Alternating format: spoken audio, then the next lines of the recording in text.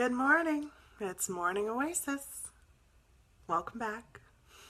Today is the 12th of January. It's Wednesday, I believe. My husband and I had this whole discussion last night because he was like, no, it's Tuesday. And yesterday he was saying it was, what is today? Now I have to look. Today is Thursday. Yesterday we had an argument. I was like, it's Wednesday. He said, no, it's Tuesday. I'm like, no, it is not. So today is Thursday the 12th. Last night at 3 a.m. was when the moon went full. I don't know about you guys, but that energy was strongly impacting me. The moon is, not only do we have the full moon energy right now, the first full moon of this year, we also have all of the planets aligned right now. They're all in a directional alignment. They're all moving in the same direction.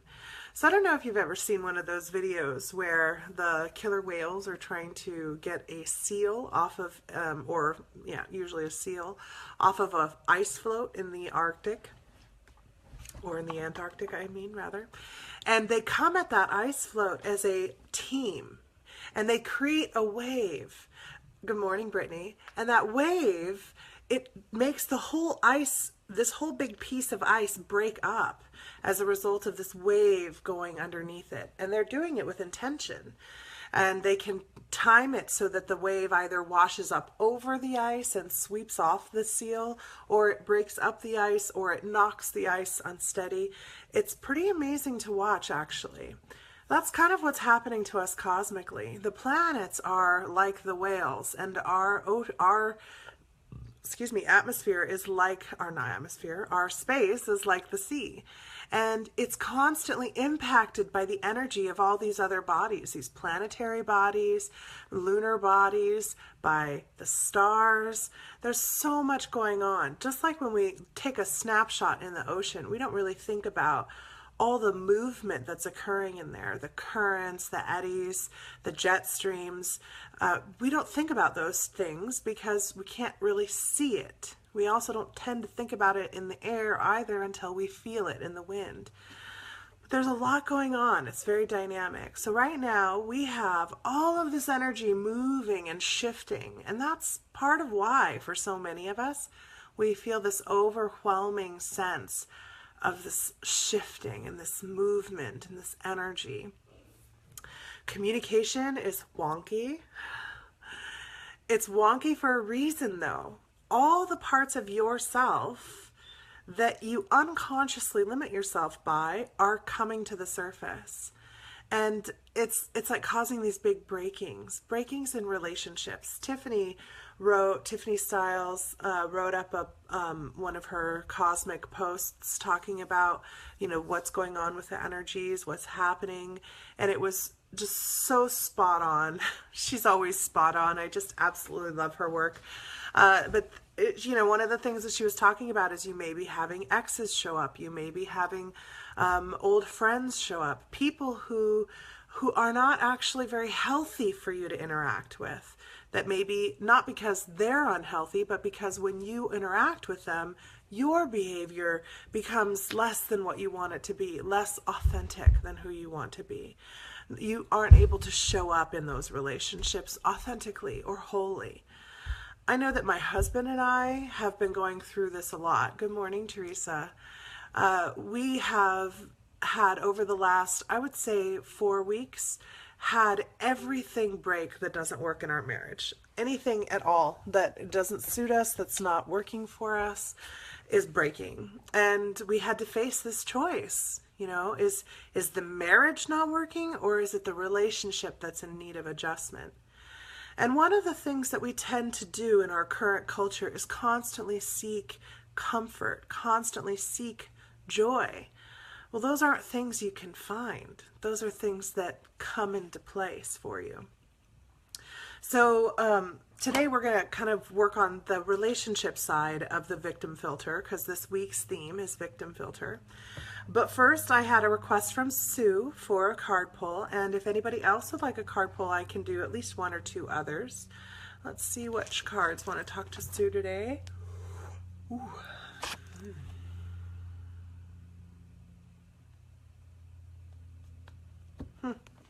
Ganesh, it's so funny. He just loves to talk all this time. Would you like one too, Teresa? Okay, I'll put you down.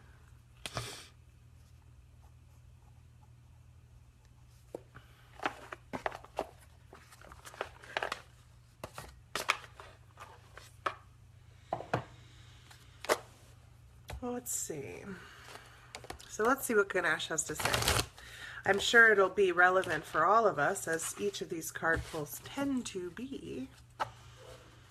And of course, as always, when you come into the space, when you join me in Morning Oasis, go ahead and start grounding, start connecting, get those connections strong, feel that energy flowing through, and let yourself be that conduit, be that open channel space where Gaia and Source can share with you and each other as a hummingbird whizzes past my window. Again. When you're looking for the signs, they're everywhere. All right, let's see. Ooh, what a good card. Achievement. This is today's card, Achievement. It's beautiful, isn't it? Let's see what Achievement has to say.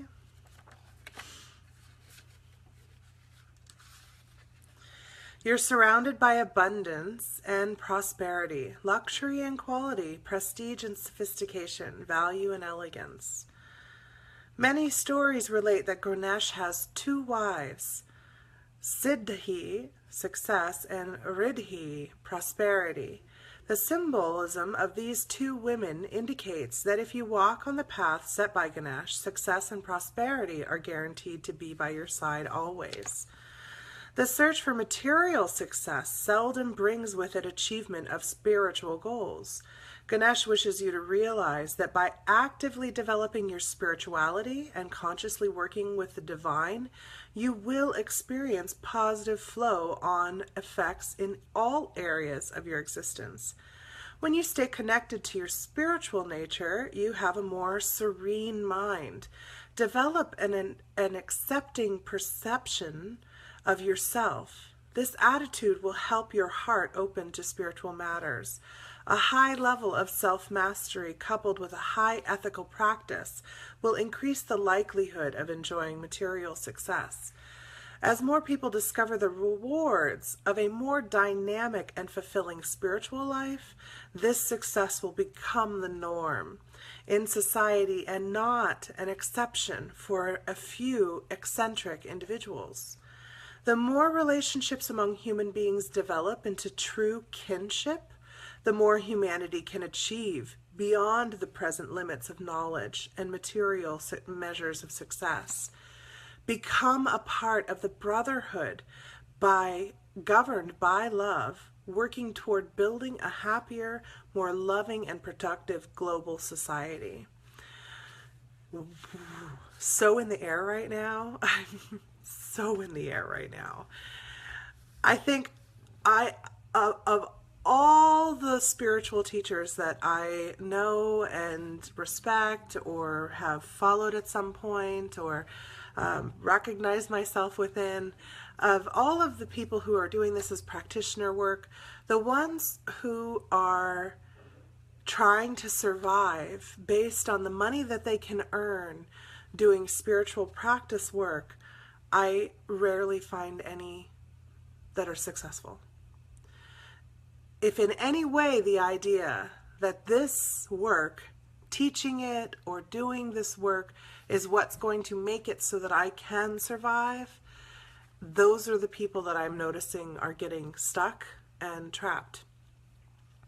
We have to know that our abundance is there. Some of us don't even make enough on this to, support our livelihood. Many of us are living on, on a disability or some sort of assistance. Maybe our spouses are supporting us, or we're living with family members. There's a reason for that. The reason is we must, as a race, trust that we will catch each other, that somebody will hold us.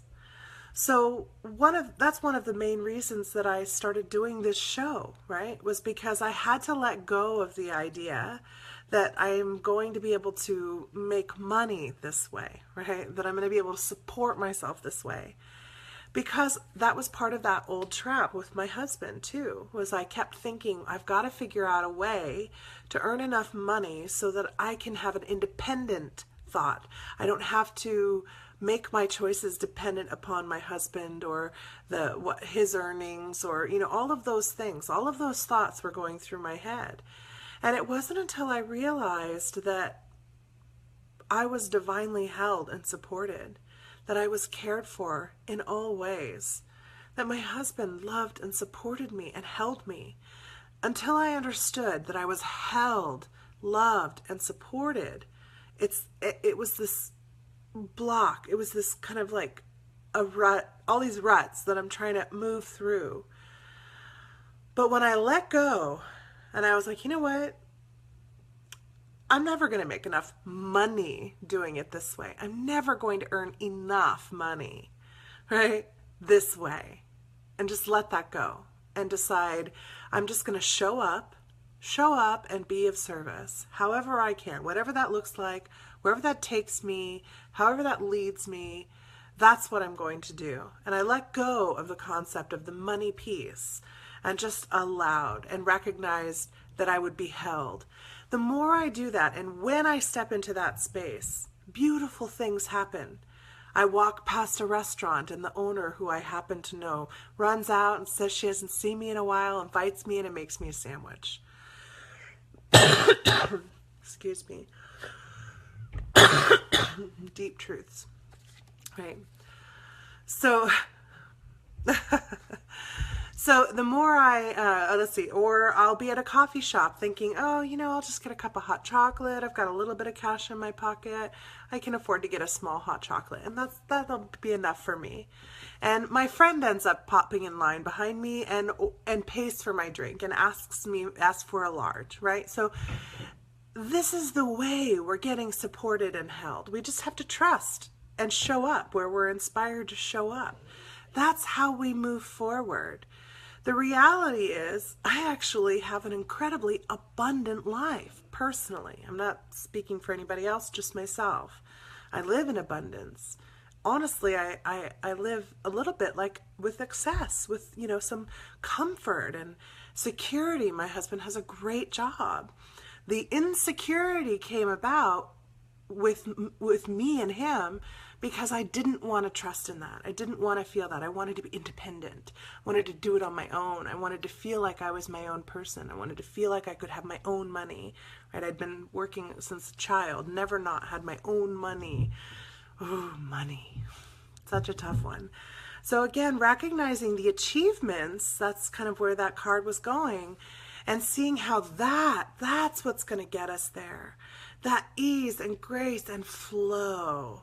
So I really love that card, and I definitely felt like it was for me too. Rosalie, I need to call you? Okay, well, you can call me.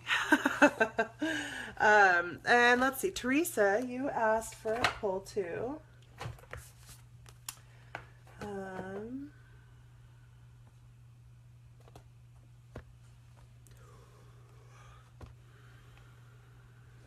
The Messenger Oracle.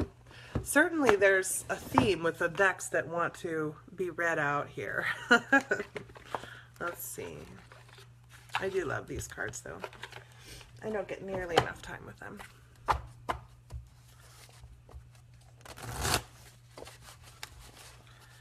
So we'll look into Teresa.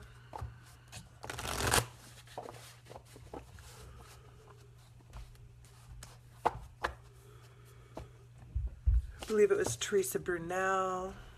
How many decks do I own? Let's see. 1, 2, 3, 4, 5, 6, 7, 8, 9. About 9. Maybe 10. Okay.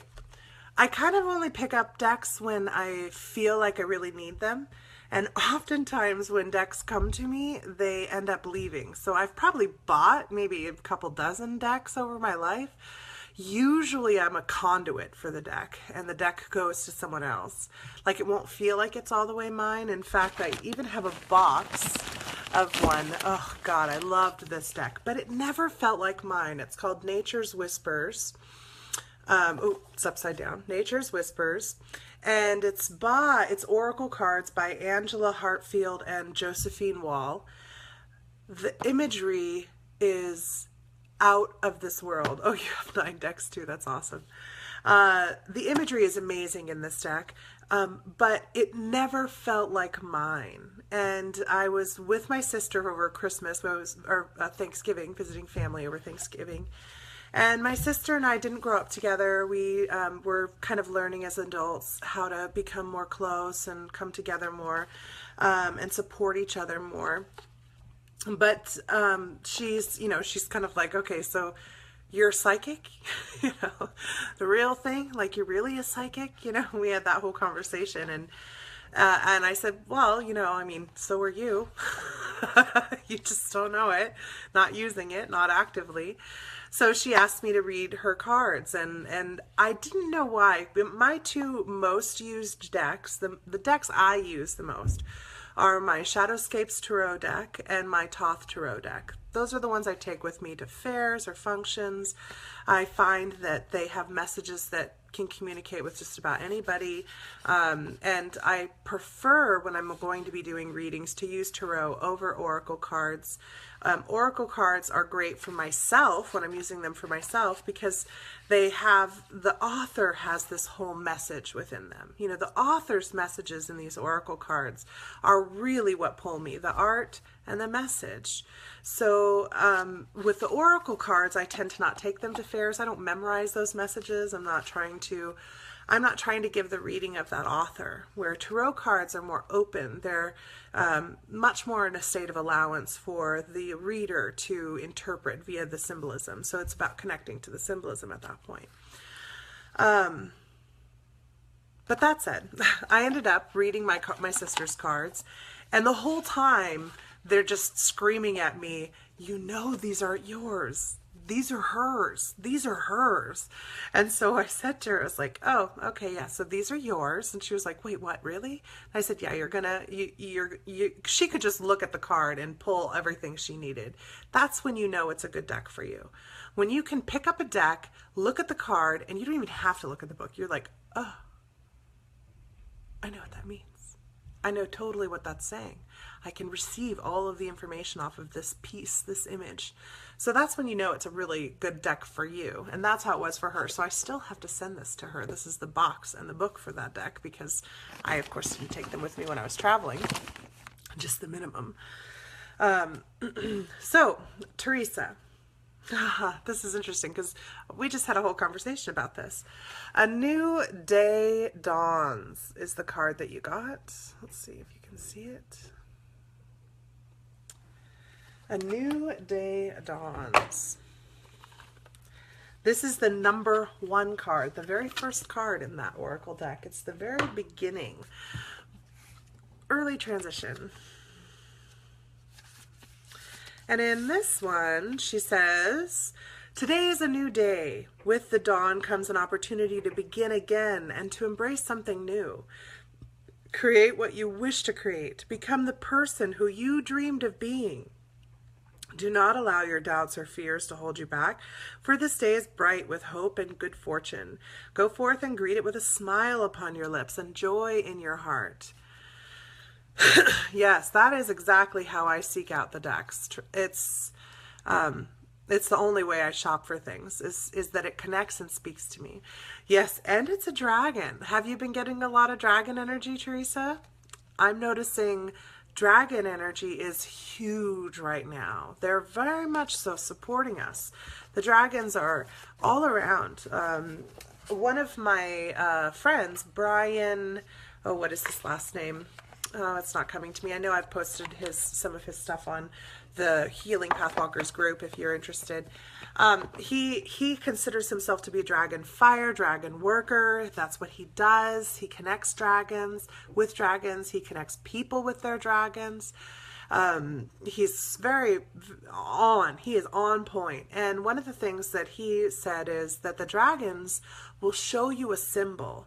They will, while you're in meditation or connection with them, they'll show you a symbol. And if they show you a symbol, or if you aren't seeing the symbol burned into your internal imagery, then try free writing with either, when I saw him do it with a friend, he had her do it with her non-dominant left hand.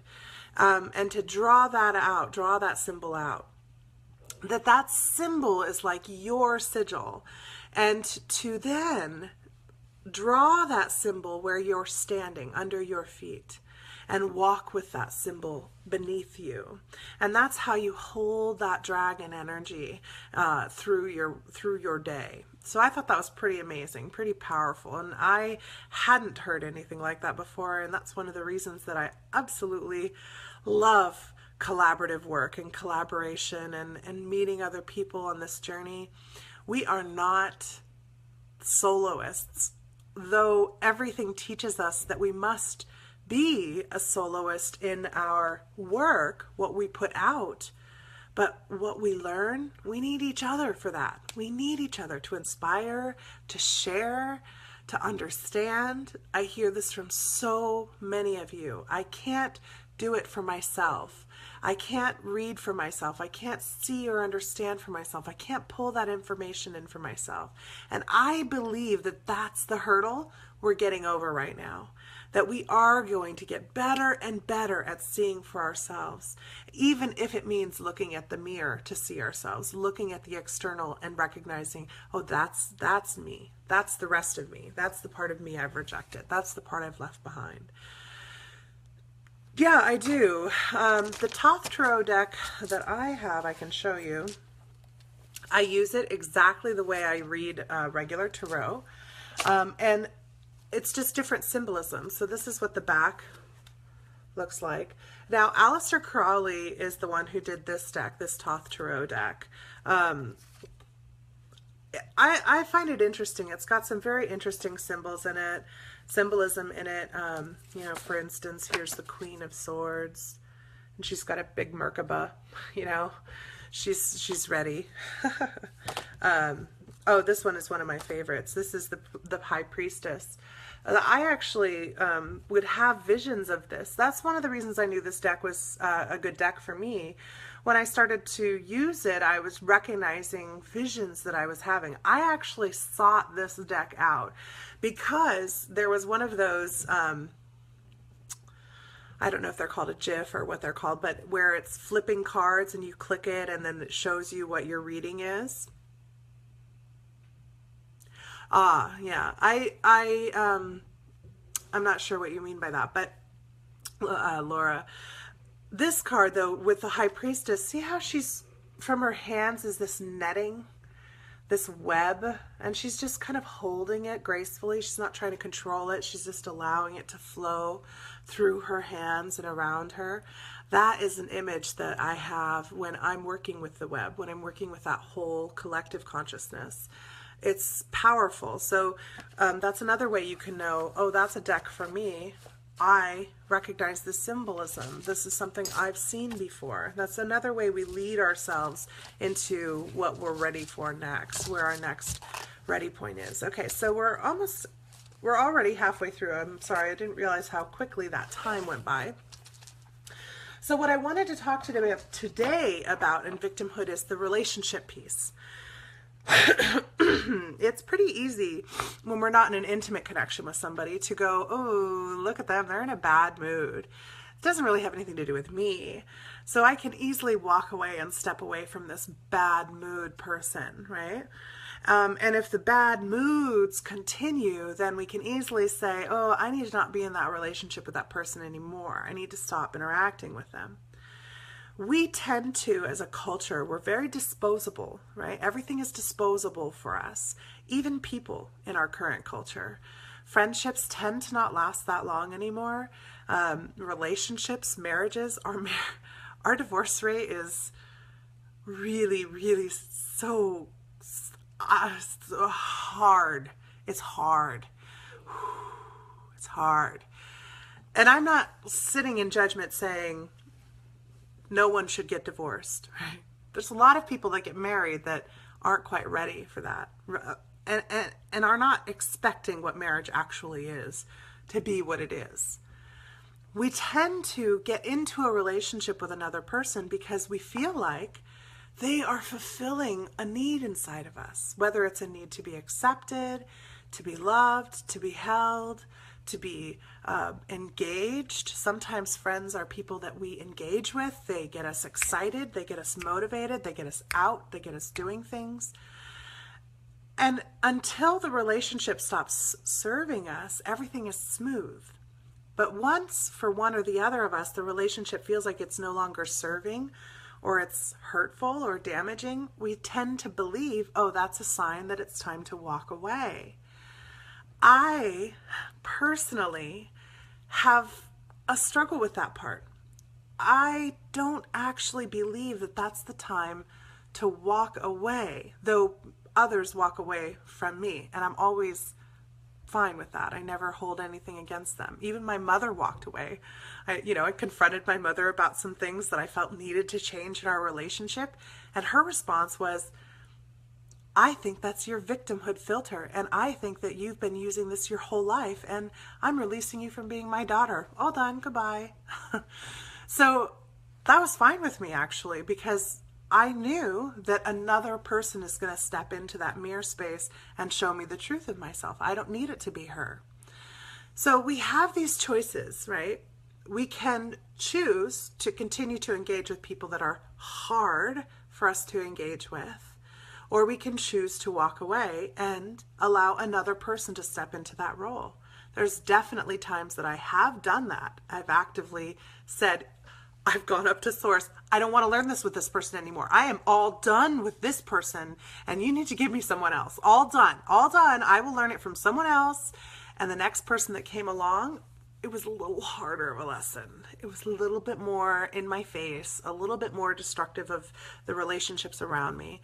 So these lessons, it's not like they're going to go away. They're not going to go away because the people go away. But we do have the choice. We don't have to do it with that particular person.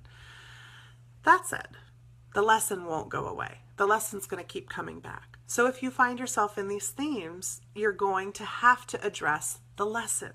What is it that's in it for me to understand? Why am I engaging in this? Why do I keep having these friends that are these women who are really strong, really powerful women that will bowl right over you and will speak their truth, even if it's not in alignment with your truth at all, with confidence, with strength. I kept picking these women and I didn't understand why, and I kept feeling small, and I kept getting to a point in the relationship with them where I had to fight for my right to stand up, my right to speak, my right to have a different of an opinion than they did. One of my friends even got into a fight with me. I mean, a fight. Like, she was screaming and yelling at me because she didn't believe that my car had day running lights, right? How stupid is that? So we're sitting in my car, my lights are on, and she says, you need to turn your lights off. And I said, they'll turn off automatically when I turn the car off. They're just those day lights. They're always on. She goes, your car doesn't have day running lights. Well, yeah, it does. Cars made before blah, blah, blah year do not have day running lights. Well, okay, but that's cool. My car has day running lights. I don't know about all the other cars made before this time. Well, that's impossible. And she just kept going until I had to get out of the car because I'm like, all done. But the truth was, I did not believe. I actually started to doubt, does my car even have these lights? Maybe I'm crazy.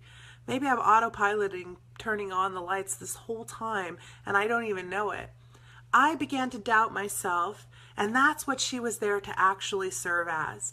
She was actually there to serve as, even in the face of someone you love and respect, yelling and screaming at you and doubting what you're saying, can you hold your truth? Can you know what that truth is in that moment? Can you hold your position to have the ability to have a truth that's different from someone else? There were so many lessons in that. But at the time, I couldn't see any of them. I just felt really hurt by how mean she was being and what an arrogant person she was to sit there and think she knew my car better than me. I had a lot of excuses in place and judgments in place that protected me from facing the actual lesson. And all of them involved turning her into the problem, making her the reason that it wasn't anything to do with me. It's all her problem. That's her issue. I think that's what we're facing right now. I think that's the energy that's coming through, is this energy that says, okay, all done. You don't get to go like this anymore. It's your fault. It's their fault. Look at how bad they are. See, you see how bad it is, right? Everyone sees it. It's so bad, so bad. That's not working anymore. It's not working for you. It's not working for me. So today, our meditation and our work is going to be around, what do I do when I'm in that state of conflict with somebody? I'm frustrated. I'm hurt. I'm angry. They have done something to me. And how do I transition that into, this is a really beautiful opportunity. This is an opportunity for me to learn and grow and know myself better. This is an opportunity for me to internalize what I have been externalizing. So I'm going to tell you this other story before we do that. This was a story that I learned while I was studying Islam. And I thought it was beautiful because I think all of us kind of know this story, but it's a different way of telling it. So it's the story of Jonah and the whale, right? So in the way the surahs in the Quran tell these stories is very different than the way that they're told in the Bible. They're very poetically spoken and simple yet full of this information. I really enjoy them. So with Jonah and the whale, Jonah was studying and he was training and he came into this divine knowledge. He was connected and speaking directly with Source, with God. And he was told to go to this village and to teach the villagers the true way of connecting to Source, this consciousness connection, and how to be of service and to be the embodiment of God, right? So he goes to this village and he starts trying to teach them. And he's going to everyone and trying to tell them, and they don't really see a benefit in it. They're like, well, okay, I mean, you're cool, you seem nice, I enjoy you, but that's a lot of work, and why would I give up all of these things? And I don't see a point. And it wasn't that they were mean to him. They didn't burn him or chase him out of the city. They didn't, reject him. He was invited into everything. They listened while he spoke, but it made no impact, made no difference whatsoever to anyone but him, what he was saying. And so he decided, why am I here? What's the point? Nobody wants to listen to me. Nobody cares what I'm saying. I'm going to go find somewhere where my message is going to impact people, where what I have to give is going to impact them. So he walked away and he left and he took a little boat to travel across the sea. And while on that ship, God came to punish him and created a huge storm. And the only way the ship, the waters were sloshing up over the side, and they needed to lighten up the load. So they lightened the load of all the cargo they could get rid of to try to get the ship high enough so it wasn't going to get over inundated with the water, have the water slosh over and fill it up. So they lightened the load all the way, and they realized they were going to have to start throwing people over. Like, that's all there is left to lighten the load with. And they decided, how are they going to decide who should go? Well, Jonah immediately, he knew that this whole situation was for him, that this whole situation was set up for him, that this was the lesson given to him in another form, because he wasn't accepting the lesson at the community. He thought he was at the community, at that village, to give a lesson. He didn't realize he was there to receive a lesson. But on that ship, he realized it. And so he volunteered, and he said, I'll go over.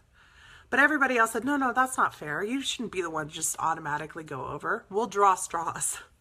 And he goes, okay. So they draw straws and he draws the short straw. And everyone there feels so guilty because, first of all, this guy's like volunteered. He's so nice. He's so godly. He's blah, blah, blah. So they decide to best out of 3. Every time he draws the short straw. And he says, no, this is for me. I missed the lesson the last time. I have to just accept it. And he jumped overboard, expecting to drown, thinking that's it. Okay, well, I chose to walk away from the service I came here to do, so I guess I'm done. And he jumped overboard. Well, his commitment to accepting and receiving made God decide to send a whale to swallow him up. So the whale swallows him up and is holding him. And the whale, it's talking to God too. And it's saying to God, this man is really devout and holy. Are you sure you want me to let him drown? Are you sure? Like, look at him. He's pretty holy. And even the whale began to plead, because all that Jonah did inside the whale was submit to the willingness to face this new lesson. Oh God, now I'm burning in the stomach of bile and I'm in this whale. Okay, all right, God, I get it. You want me to learn to suffer, to survive through suffering, to suffer through suffering, to die through suffering, whatever. I'm going to allow it. And all I'm going to do is allow that what you put before me is what I do. And he just stayed in that position of allowance. Whatever the situation, no matter how horrible it was, he was going to allow that situation to be there and just do what's in front of him to do. And in that moment, all that was in front of him to do was sit and to go inside and to connect back with his God self, with his connection to Allah. So he did that, and he prayed and he prayed. And the whale began to pray for him. Don't make me hold him this way, the whale began to beg. And so Source directed the whale to spit him up onto the land. So he spit up onto the land, and he's laying there in the sand, burned from the acid in the stomach, starved, dehydrated. It's been days. And he's lost. And he's like, so now I'm going to die here on this stranded island all by myself in this beach in the sand. Okay, all right. I'll lay. Source felt so sorry that there was a vine off to the side. Source began to grow that vine out and reached the vine and grew a leaf so big to cover Jonah and protect him from the sun while he regained his strength. All he did was provide him shelter and a space with which to recover with the inside of. And then Jonah was able to stand and walk and find the village and begin again, not to teach the message, not to tell others how to behave, not to make them know the right way to connect with God, but in order to experience what's in front of him, to live the life that's in front of him. And when asked to share what he had to share, when that was what was guided. So many of us face this lesson and face these struggles where we think, this isn't working. This doesn't work. This isn't the right space for me. I'm not going to grow here. I'm not going to be able to accomplish what I want to here.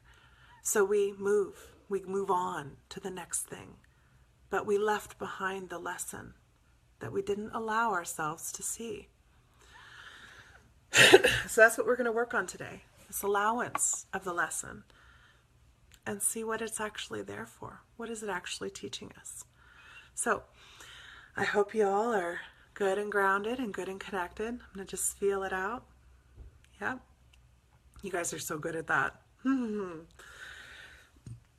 by the way, how many of you are starting to notice your response when you're finding yourself stressed, anxious, angry, frustrated, irritated, elated, really high? How many of you are taking a moment to ground and connect into that while you're in those states? I hope that's starting to transition for you. Not because you're trying to fix it, not because you're trying to change it, but because you're trying to totally and completely allow it. Allowance is what I have found is the key, for me at least. All right, so we're going to come into the body, bringing myself fully into my body.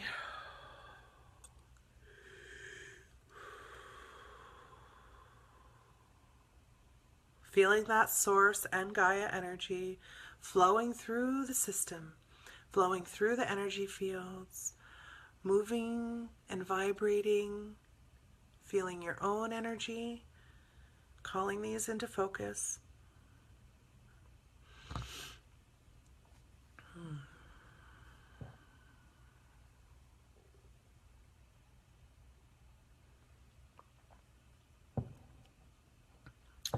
Now I want you to call up that mirror that we were using yesterday. This reflection mirror that helps us and supports us to see ourselves in the external. A dove just flew by, or a white pigeon, whichever you prefer. Seeing the external in the mirror. Allow it. Don't fight it. Don't resist it. Call up into focus in that mirror somebody who your finger gets pointed at a lot. We're going to pick this as a specific. Choose someone. Ooh, my whole left leg just started hurting. Ooh, ouch. Is that mine? No. So one of you guys has some left leg stuff going on. So allow that pain. When the pain comes on, that's something trying to distract us.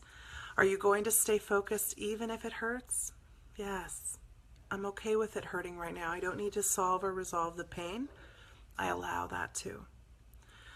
Leg pain is usually grounding issues or struggles, moving forward, struggles, bearing things, bearing the weight of, being flexible.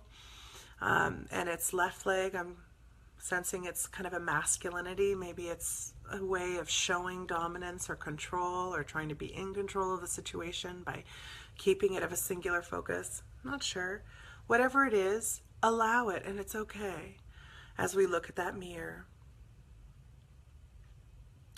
see that person in the mirror that couldn't possibly be you, because you're not like that. You're nothing like them. Feel how separate they are and externalized.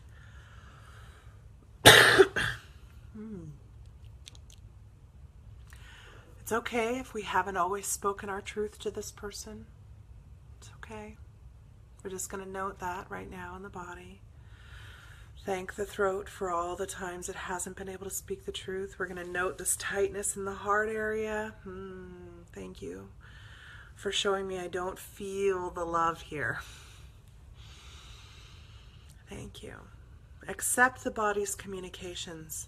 As you call more and more into focus this relationship, the struggles that you've had in the relationship, as well as the joys, the connections, as well as the breakings. Just call them all up into focus and let them play out in that mirror.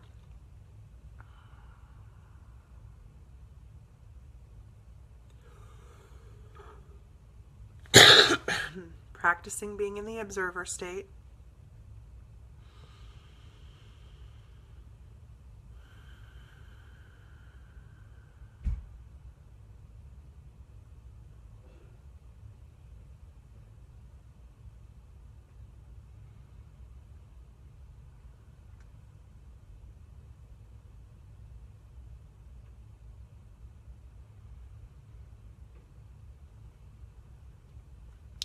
Now I want you to imagine that between you and this mirror is a rose bush growing. It's grounded, deep, just like your roots are grounded.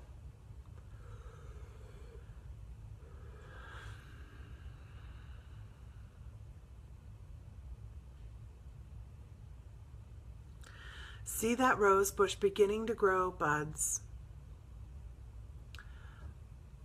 and the sun shining down on them. And allow those buds to open,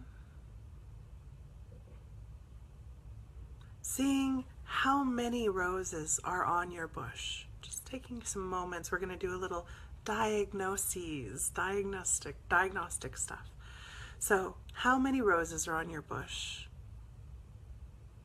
These are the lessons, right? How many lessons are there with this person? How many things am I trying to understand and work out?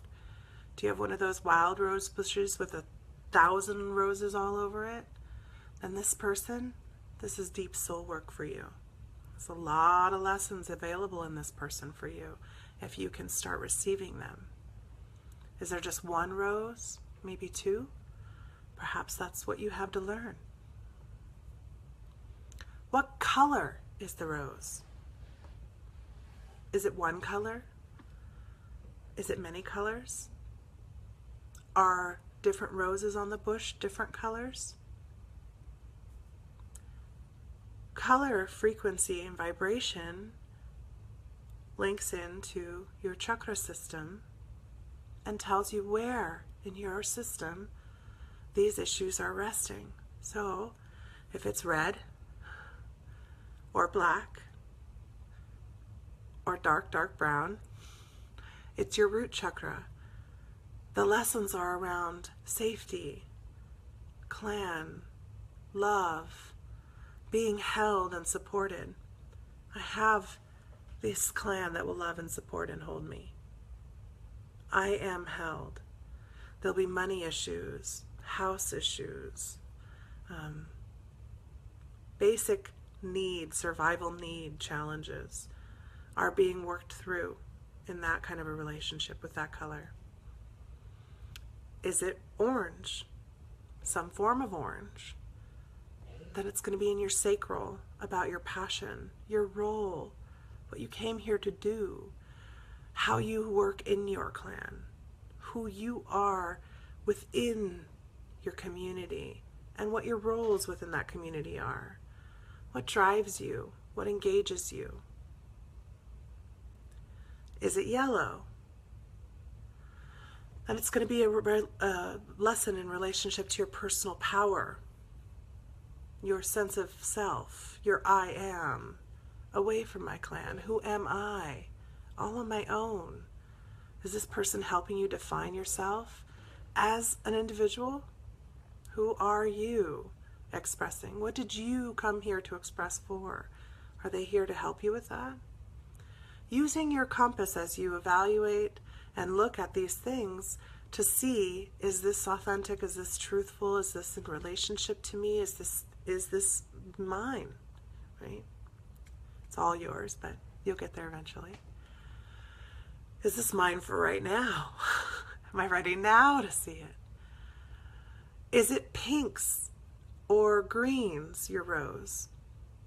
The pinks and greens are in your heart. Pinks are that romantic, tender love. Greens are that nurturing, loving, supportive love, motherly almost love. Is it blues? Are they helping you to learn to speak your truth better? Are they helping you to learn when not to speak your truth? Is it in the purples? How do I see things? How do I interpret things? How is my monkey brain creating problems for me? How is my miscommunications making me think about myself? Is it blue and purple? Is it a white rose? Are they helping you restore or heal your connection to source? Maybe by talking with them, you find yourself more connected, flowing the information more clearly, channeling more easily.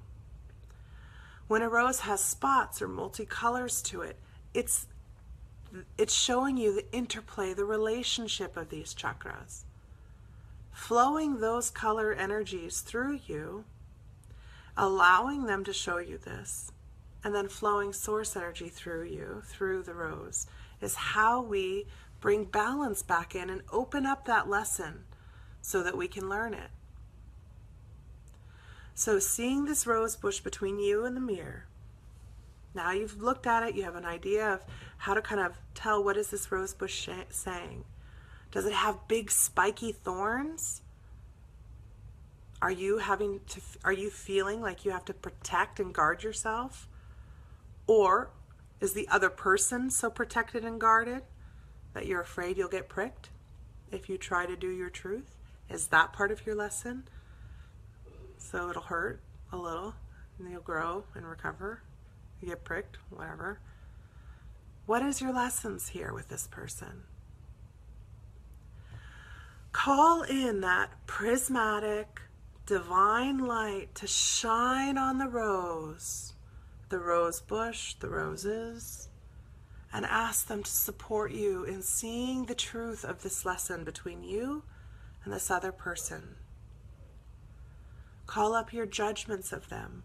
Call up your ideas about them, allowing this rose bush to support you. This is actually Archangel Gabriel's healing energy, is the rose. Oh my gosh, excuse me. Raphael, Archangel Raphael. Healing rose energy. Gabriel's the waters. They just corrected me. See? And it's okay to make a mistake. It's okay to be wrong. It's okay to speak something that's not truthful in that moment and have it be corrected. Part of my own lessons. So, what are your lessons in this relationship? Continue to flow that energy and see what they're telling you. What are you learning from yourself and from that mirror with the support of the rose bush holding you?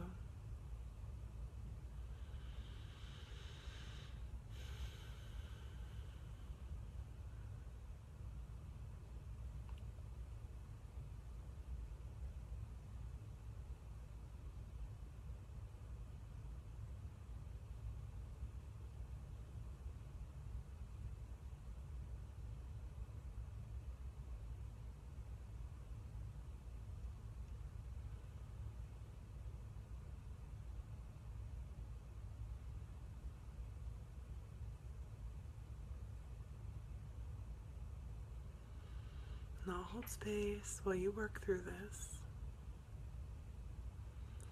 If you've already finished and you want to take this time while I'm with you to start on another relationship, go for it.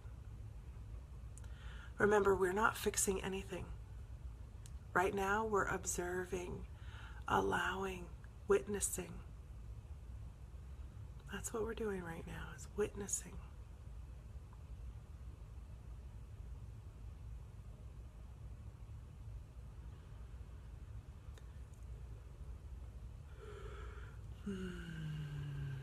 Notice how, as that healing rose energy supports you while you internalize the lesson, how that person in the mirror is kind of fading away.